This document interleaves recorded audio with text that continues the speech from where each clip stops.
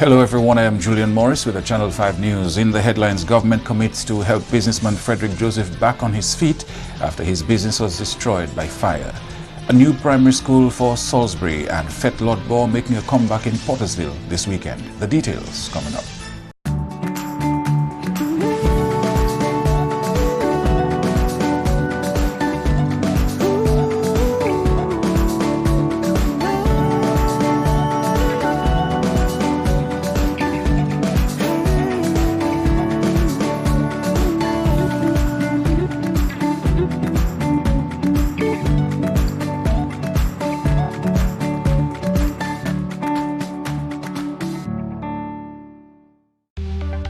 Here are some tips to reduce mosquito presence in and around your home. Keep water storage containers properly covered. Remove containers that can collect water from your surroundings. Keep garbage bins tightly covered. Pick up your litter and remove all tires from your yard. Keep gutters free of leaves and twigs to prevent stagnant water. Prevent Zika, dengue, and chikungunya. Fight the bite. This is a public service announcement from the Dominica Red Cross. This message is supported by Flow. The Ministry of Agriculture is continuing a process towards adopting a completely new approach to agriculture. In that regard, the National Stakeholder Workshop got underway here Wednesday to review Dominica's draft revised Agriculture Disaster Risk Management Plan for 2020-2030. The process began in 2014 when the Ministry of Agriculture partnered with the FAO to develop an ADRM plan. That plan provides an overarching framework to reduce disaster and climatic risk in the agriculture sector. It covers crops, livestock, fishing, and forestry. Disaster risk management consultant Deanne Roberts says agriculture plays a key role in Dominica's quest to become a more climate-resilient nation. Roberts, who works with the Ministry of Agriculture, gave this overview at the start of Wednesday's workshop. So what we're doing here today is really, we would have revised that plan that was developed in 2014, again, taking on board the current realities that are happening in Dominica, as well as the national vision for resilience. So we have a draft document, and again, because to achieve resilience, we need a very inclusive approach. Stakeholders, again, are coming together to begin to revise what we've developed to date. So this is going to be a working session, and stakeholders will get an opportunity to seriously look at what are the key priorities for us as a sector to reduce disaster and climatic risk and to ensure resilience in the sector. So there are going to be some focal areas that we're going to be working on, and of course they are in line with the National Resilience Strategy of Dominica and other key international and regional frameworks. So there's going to be a key focus on governance. How do we ensure at the end of the day that we have the mechanisms in place to drive the process, to coordinate disaster risk reduction activities? We're also going to be looking a lot on what are these interventions, what are these priorities that we are going to be adopting to ensure that we can prevent and, of course, reduce risk. And I know Dr. Kastimi would have spoken a lot about the vulnerability that I know you're aware of that is in existence in Dominica. And we're also going to be looking at creative strategy to ensure effective early warning, effective surveillance. Chairman of the Emergency Shelters Subcommittee is pleased with the increased number of emergency shelters for the 2019 hurricane season. Andrea Louis reports. 16 refurbished and well-stocked emergency shelters were officially handed over to the people of Dominica earlier this week under a 9-month project funded by the USAID and executed by the IOM. I want to take you back to Hurricane Maria in 2017. In fact, that system devastated and created a major impact on our shelters. Prior to Maria, we had 140 designated emergency shelters. And of course, coming from that event, more than close to 50% of those emergency shelters were either destroyed moderately or whatever the case, but they were impacted. And so it meant, therefore, we had a tremendous challenge in providing suitable shelters for persons for the 2018 season. We must be mindful as well that disaster risk reduction is primarily concerned about saving lives. And that is why it's important for persons to be placed in a comfortable facility that will seek to shelter them. The retrofitted emergency shelters are the Atkinson Resource Center, Kingshill Baptist Church, Bellevue Showpay Primary School, Marigot Community Center, Biosh Fisheries Complex, Massa Canefield Primary School, Vertical Sewing Group Room, Rivier Sirik Mondron Disaster Shelter, Calibishi Resource Center, Scottsett Primary School, Canefield Community Center, Senecal Primary School, Glenville Community Center, Tarish Pit Community Center, Maho Gospel Tabernacle Church, and the Wesley Community Center. Importantly, one may ask, why are these 16 shelters? We had a number of criteria we had to look at, certainly. We had to look at the question of the situation as it stands. There were some communities, in fact, that were actually without shelters, one. Secondly, we had to look at the vulnerability of the communities. And so we have to give priority to communities that are more vulnerable. Yes, mindful that we are all vulnerable as one island, but certainly there are communities that are more vulnerable as opposed to others. And so we have to give that sort of consideration, and that consideration was given to those areas. I want the people, the councils, the development committees, the disaster committees to be the vanguard of those facilities. Do not allow these facilities to be vandalized. Do not allow anybody or any group of people to vandalize the facility. You have to take ownership of that facility. Concerns have been raised over the state of the other emergency shelters in the country and the living conditions of some Dominicans 2 years after the storm. There's still a lot of needs in the 87 additional emergency shelters that that are not sufficiently equipped yet. Early warning systems, sirens, is something that Dominica could still have a bit more of. And we would like to continue asking attention for the people that are still in the emergency shelters since Hurricane Maria. We're also concerned about the people that are living in tents or in makeshift shelter, in basically the shacks that they build themselves. Let's see if we can find on a reasonable time that we can identify them, but also that we can find a proper solution for them so that they are also safe, or at least safer, in times of disasters. Fishermen in the East are now better poised to supply the new hotel developments. Member of Parliament for Castlebrooks constituency, Johnson Drago, says significant investments have been made in bringing the fishing industry back to normal in the constituency. Sansover Fish Landing site is going to play a great role in providing some of the fish we're going to need for all of the hotels we're building. Of course, there's Portsmouth and there's the areas like Port Saint Jean and so on. But Sansover is going to play a major role in that industry, in assisting the hotels.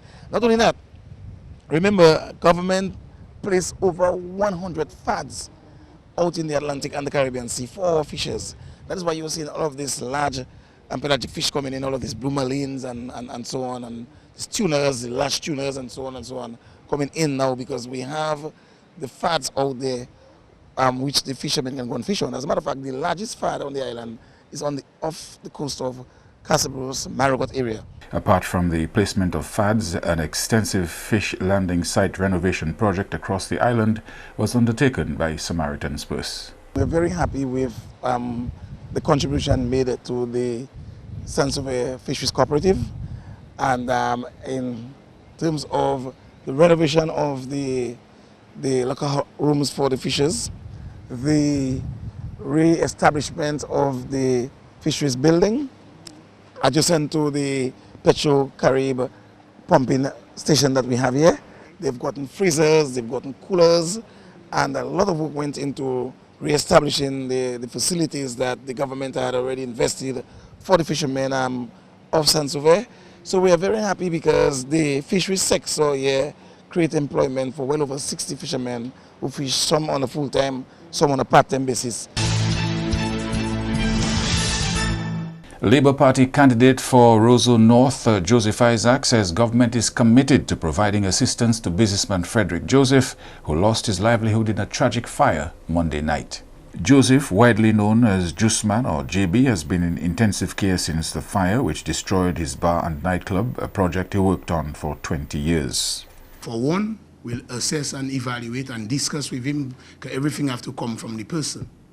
So after we assess and discuss with him, we'll see what the situation is. We know he has lost a lot, not just material thing, but he has lost things of sentimental value. If you know Juiceman Place, there was a lot of artifacts, he told me, like when I used to go there and discuss with him, that his mom passed on to him. So psychological is a major blow to him. So I'm concerned about that aspect. In regards to financial, as I said, his business is really an icon, a trademark. So we have to evaluate how is he thinking of the vision to bring back the business. It's a question also of rebuilding and building resilience in business. So how do we do it? He'll have his concept and the government can now come in, advise. So we'll give him technical advice, technical support, and also financial support. Isaac believes Mr. Joseph is in a very difficult place trying to process a major loss and needs the support of not only government but his family. When you lose your property in such a way, women can more understand. It's like losing a child. That's something he babied from for many years. And it grew to a stage where it was an adolescent, and now he loses it. So it's really painful. So that's where we have to be really concerned. And that's why I keep saying that my heart goes out to him and his family, you know? And all support he can get from family, he needs it. So I'm appealing to his children. I know his brother is really there with him, but every member of the family needs to be there for him. Member of Parliament for Rosewood North, Honorable Daniel Luge, previously appealed to government to help Mr. Joseph get back on his feet. You are watching Channel 5 News. We'll have more after this.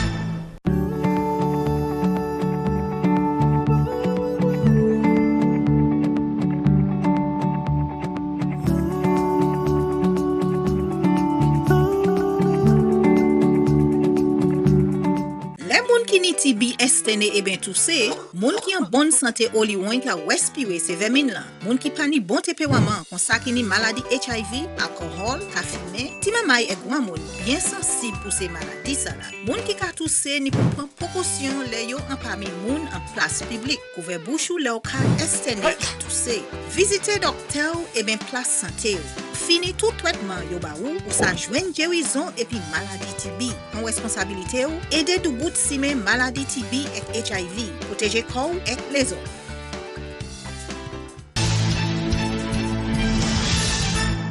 A new Salisbury Primary School for the start of the 2019-2020 academic year. We go back now to Andrea Louis for more. The Salisbury Primary School is among many being renovated as a result of the damage caused by Hurricane Maria. Funding for this project came from the Government of India, while the workforce is being spearheaded by the Cuban engineers with help from 12 Haitian nationals. To date, the children have classes at the Salisbury Pentecostal Church and the Salisbury Gospel Mission Church. Permanent Secretary in the Ministry of Education, Chandler Hyacinth, says the aim is to complete the project in time for the start of the school year in September. Presently, we have construction going on at Salisbury Primary School, which we want to complete for September. And this is sponsored by the Indian government, $1 million US. And we also have labor coming from Cubans. We have some 28 Cubans there, different specialities. We also have other workers as well on that project.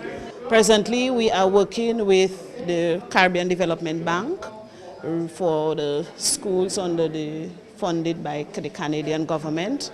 The Canadian government has sponsored some $8 million Canadian dollars towards rehabilitation of schools. Those schools are the Grand Bay Primary School, the Daly's Primary School, W.S. Stevens Primary School, and the Monjon Primary School as well. Some of the contribution will also go towards Salisbury in the furnishing of materials and equipment for that school as well. A new Goodwill Secondary School has also been talked about for several years. If all goes according to plan, works on a new Goodwill Secondary School should begin before the end of the year. Goodwill Secondary School is one of the schools that is sponsored by the Chinese government. It's a brand new school. It has to be demolished and reconstructed. We want to do it as one of our flagship schools for technical vocational education. So we are still in the stage of preparing the designs for the school, and we still are waiting the Chinese so that they can, because they're going to do everything. They're going to do the demolition, and they're working with us on the designs and the structure of the school, the actual construction and the equipping of the school. So we are working with them in that regard. But there are some things that has to happen before construction can actually start. Several other schools are under construction through partnerships with foreign organizations. Presently, we have the Maria Holder Foundation. They are working on 5 schools for us. They are refurbishing the existing school and building brand new early childhood facilities. And these are at Concord, Warner, Bells, Roseau Primary, and Trafalgar. Trafalgar is complete. By the end of this month, we should complete all the others. We also have Wharton Waven to do. This will start sometime in October. We have construction work going on at Clifton. At Clifton Primary School, we got some help from a group in Guadeloupe, Correca. They replaced the roof, but we also got contributions from BNTF, so they are presently working on our early childhood facility for us at the Clifton Primary School. ResDM is spearheading construction on the Soufriere Primary School with the hopes of opening in September. Andrea Louis, Channel 5 News. Representatives of the Ministry of Agriculture, the Food and Agriculture Organization FAO, and the United Nations Development Programme UNDP had an opportunity Wednesday to hear from some of Dominica's experts in agriculture. Local soil scientist Dr. Almario Kazimi was among speakers at a national workshop towards creating an agriculture disaster risk management plan for the country. It's part of a new era of agriculture dominated by proactive vulnerability and risk reduction. Dominica is characterized by steep topography. More than 60% of the landscape has slopes in excess of 40 degrees, which is very challenging for agricultural production, i.e. mechanization. And as such, that puts a lot of pressure on the resources, again, the natural resources of Dominica, the land, having it very vulnerable to issues of landslides, soil loss, soil erosion. So for us, the disaster risk management plan again is critical in the sense of the introduction of appropriate technologies. And what we mean by appropriate technologies, it goes back to the basics, how we were doing it in the past days. The whole issue of soil conservation, the whole issue of revisiting the use of windbreaks, grass barriers, the whole issue of revisiting the cultivation of vetiver, a major industry in Dominica once upon a time. So these technologies, in addition to the management of our nutrient status, pest and disease pressure, will actually build resilience within the ag sector.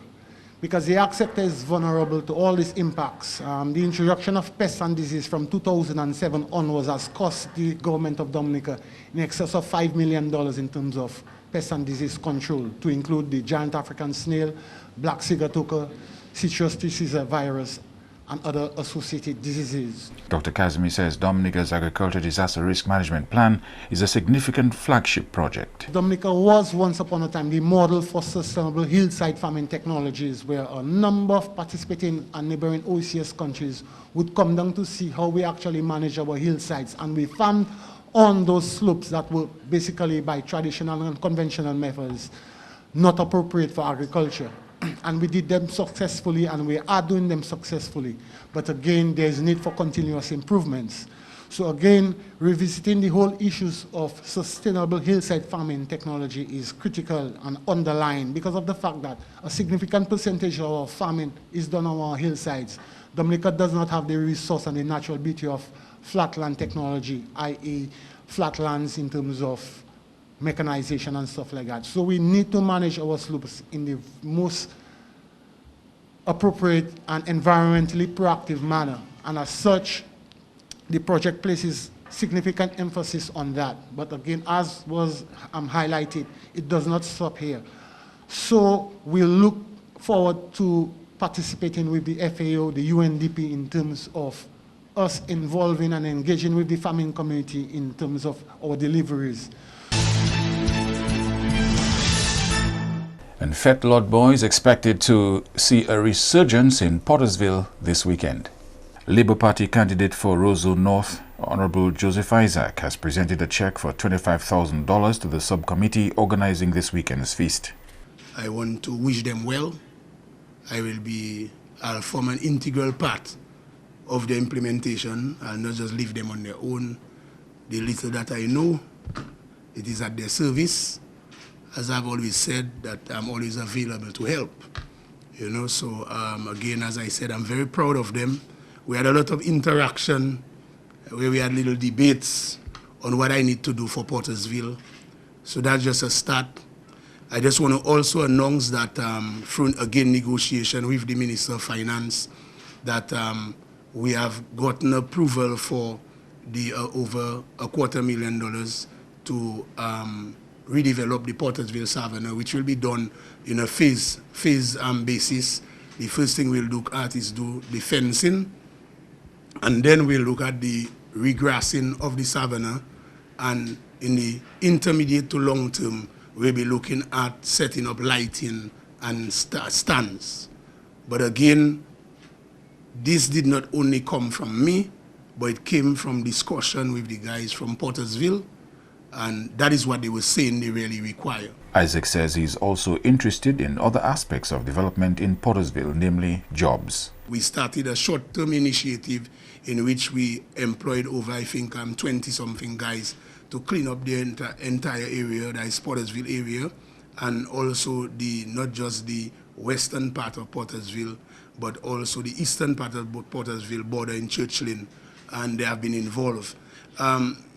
The beauty in that initiative is the fact that guys were on the block and they were actually saying what they want, and we actually delivered to them.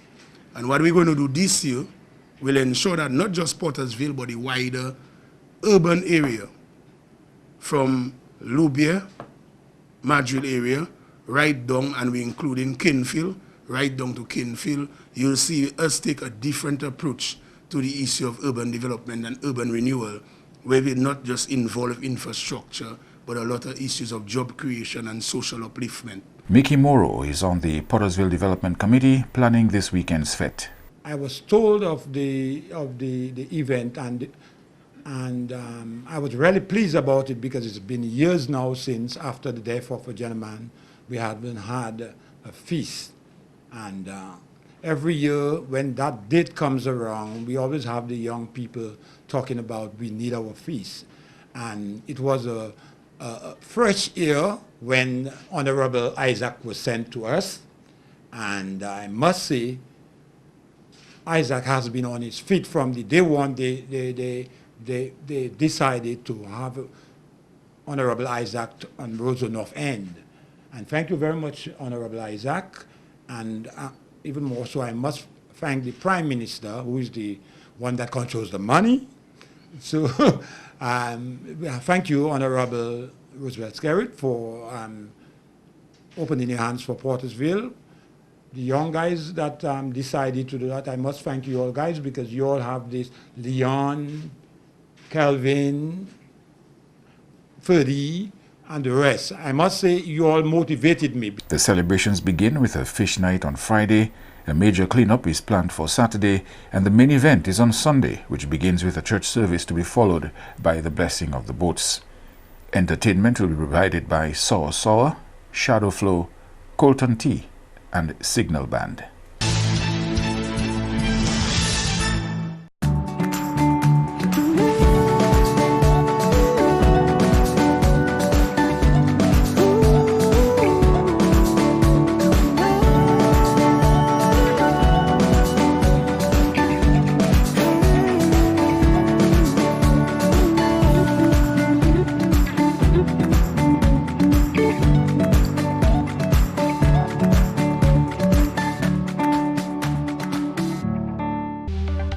Here are some tips to reduce mosquito presence in and around your home. Keep water storage containers properly covered. Remove containers that can collect water from your surroundings. Keep garbage bins tightly covered. Pick up your litter and remove all tires from your yard. Keep gutters free of leaves and twigs to prevent stagnant water. Prevent Zika, dengue, and chikungunya. Fight the bite. This is a public service announcement from the Dominica Red Cross. This message is supported by Flow. To end the news, a look again at the headlines. Government commits to help businessman Frederick Joseph back on his feet after his business was destroyed by fire.